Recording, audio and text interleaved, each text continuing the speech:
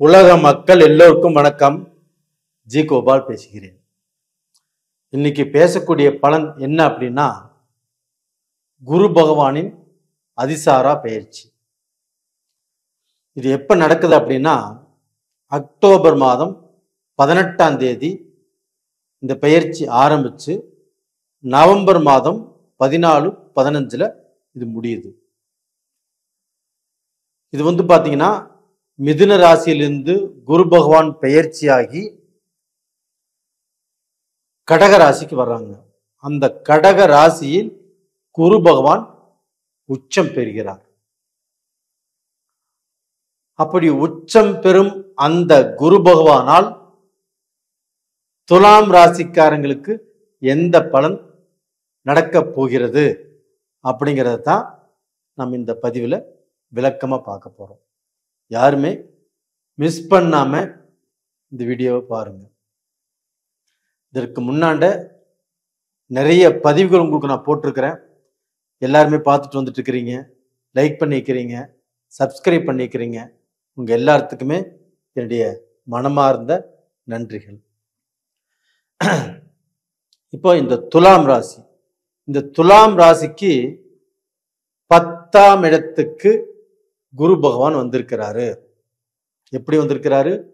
உச்ச பலத்தோடு. அப்போ குரு பகவான் உச்சமாகும் போது அதிகமான பலம் பெறுகிறார், வீரியம் கிடைக்கிறது. அவர் அந்த இடத்துல இருந்து அதிகாரம் பண்ணும்போது வேகமாக பண்ணுவார், நல்ல பலன்களை வேகமாக கொடுப்பார் நம்மளுக்கு. அப்ப டோட்டலா பாத்தீங்கன்னா 10ஆம் இடத்துக்கு அந்த குரு பகவான் வந்திருக்கிறாருன்னா, எப்படா அந்த குரு பகவான் அங்க வருவாரு அப்படின்னு துலாம் ராசிக்காரர்கள் காத்துட்டு இருக்கக்கூடிய காலகட்டம் தான் இந்த காலகட்டம். அது மட்டும் இல்லைங்க, 10ஆம் இடத்துக்கு வந்தது மட்டும் இல்லாமல் அவர் 5ஆம் பார்வையாக துலாம் ராசிக்கு அடுத்த இடம் விருச்சிக ராசியை பார்க்கிறார். தனஸ்தானத்தை, குடும்பஸ்தானத்தை, அந்த 2ஆம் இடத்தை குரு பகவான் 5ஆம் பார்வையாக பார்க்கிறார். இது ஒரு அற்புதமான டைங்க. துலாம் ராசிக்காரங்களுக்கு அவர்களுடைய வாழ்க்கையில் எவ்வளவு துவண்டு போயிருந்தாலும், யாராருக்கோ என்னென்னமோ செஞ்சு, எவ்வளவு உதவிகள் செஞ்சு அவங்களுடைய குடும்பத்தை காப்பாத்தி, தன்னுடைய குடும்பத்தையுமே காப்பாத்தி, தான் எனக்கு என்னுடைய குடும்பத்துக்கு அப்படின்னு எதையுமே எதிர்பாராமல் பொதுநலமாக எல்லாத்துக்குமே எல்லா நல்லது செஞ்சிருந்தாலுமே உங்களுக்கு நல்ல பேர் கிடைக்கல, கண்டிப்பா கிடைக்கல. உங்களுக்கு அதனுடைய வருத்தமும் வேதனையும் இப்பதான் உங்களுக்கு புரியுது. நம்ம குடும்பம் கஷ்டப்படுது, நம்ம மனைவிக்கு செய்யலையே, நம்ம மக்களுக்கு செய்யலையே, எல்லாத்துக்கும் செஞ்சு எல்லாருமே அனாமத்தா விட்டுட்டு போயிட்டாங்களே அப்படிங்கிற வேதனை இப்ப உங்களுக்கு வந்துருச்சு. இனிமேலாவது தான் கொஞ்சம் சுயநலமாக வாழ பாருங்கள். சுயநலமானா தன்னுடைய குடும்பம், தன்னுடைய மக்கள், தன்னுடைய மனைவி, இவங்களுக்கோசரம் நீங்க கொஞ்சம் பாடுபடுங்க, கொஞ்சம் வாழுங்க. அப்ப இந்த 10ஆம் இடத்துல குரு பகவான் உச்ச பலம் அடையும் போது, அந்த 10ஆம் இடம் என்பது என்ன? தொழில் ஸ்தானம். அப்ப அந்த தொழில் ஸ்தானம் கண்டிப்பாக உங்களுக்கு வலுப்பெறும். அப்ப அந்த தொழில் ஸ்தானத்தின் மூலியமாக உங்களுக்கு ஒரு நல்ல தைரியம் கிடைக்கும், ஒரு தன்னம்பிக்கை கிடைக்கும், எதையுமே நம்ம சாதிக்க முடியும் அப்படிங்கிற நம்பிக்கை பிறக்கும். அப்ப டோட்டலா பாத்தீங்கன்னா, ஒருத்தர் எவ்வளவு பெரிய உயரத்துல இருந்தாலுமே அவங்கள பார்த்து நீங்க பொறாமப்படவும் மாட்டீங்க, பயந்துக்கவும் மாட்டீங்க. நாமளும் அந்த இடத்துக்கு வரணும் அப்படிங்கிற உழைப்பீங்க. அந்த உழைப்பு இந்த பீரியட்ல உங்களுக்கு சக்சஸை கொடுக்கும், நல்ல ஒரு முன்னேற்றத்தை கொடுக்கும். அப்ப இந்த பீரியட்ல பிசினஸ் ரன் பண்றாமா? பண்ணலாம். பிசினஸ்ல இன்வெஸ்ட் பண்ணலாமா? தாராளமாக பண்ணலாம். ஒரு பிரான்ச்சுக்கு இன்னொரு பிரான்ச் ஓபன் பண்ணலாமா? தாராளமாக ஓப்பன் பண்ணலாம். இது மாதிரி எல்லாமே செய்வதற்குண்டான டைம் தான் இப்போ அந்த குரு பகவானின் அதிசாரா பயிற்சி. அப்ப அந்த குரு பகவானின் அதிசாரா பயிற்சியினால துலாம் ராசிக்காரர்கள்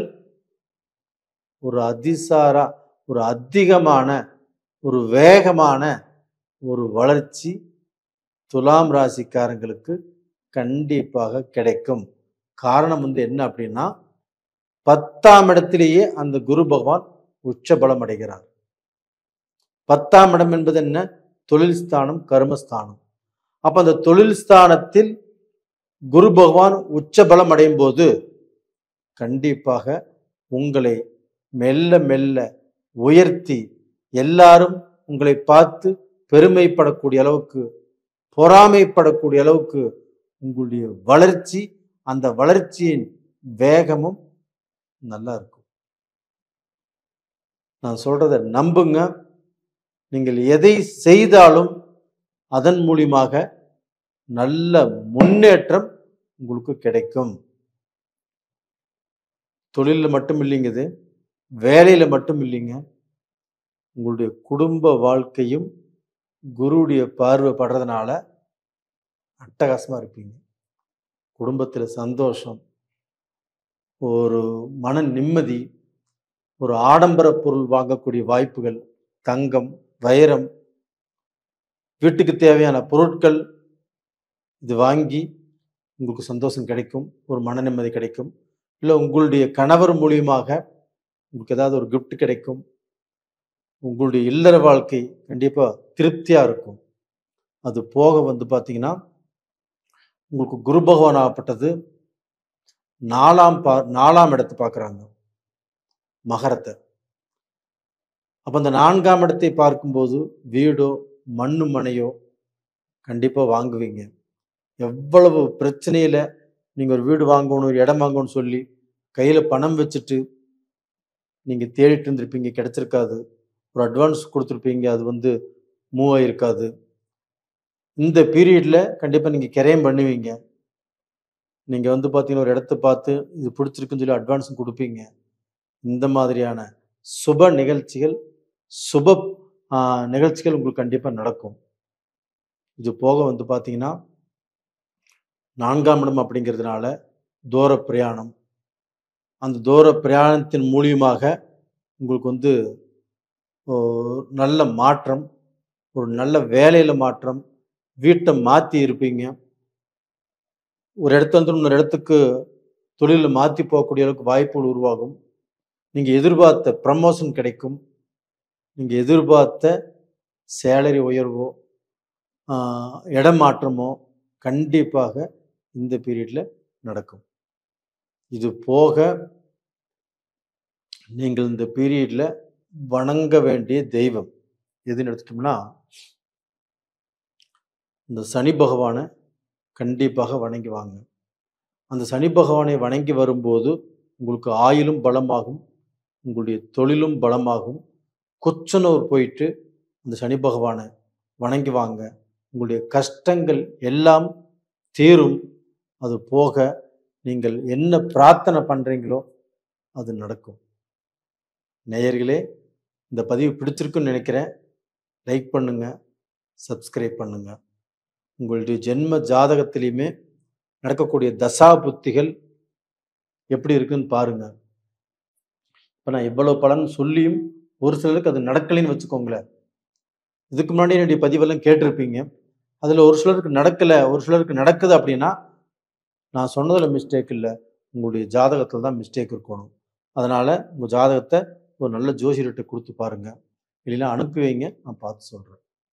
இதில் பார்த்தீங்கன்னா பெண்கள் ரொம்பவுமே கஷ்டப்பட்டுட்டீங்க துலாம் ராசியில் பிறந்து.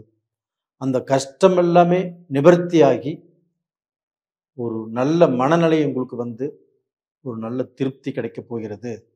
கண்டிப்பாக நல்லா இருப்பீங்க. நேயர்களே, இந்த பதிவு பிடிச்சிருக்குன்னு நினைக்கிறேன். லைக் பண்ணுங்க, ஷேர் பண்ணுங்க. உங்களிடமிருந்து விடைபெறுவது உங்களின் ஜி கோபால். நன்றி, வணக்கம்.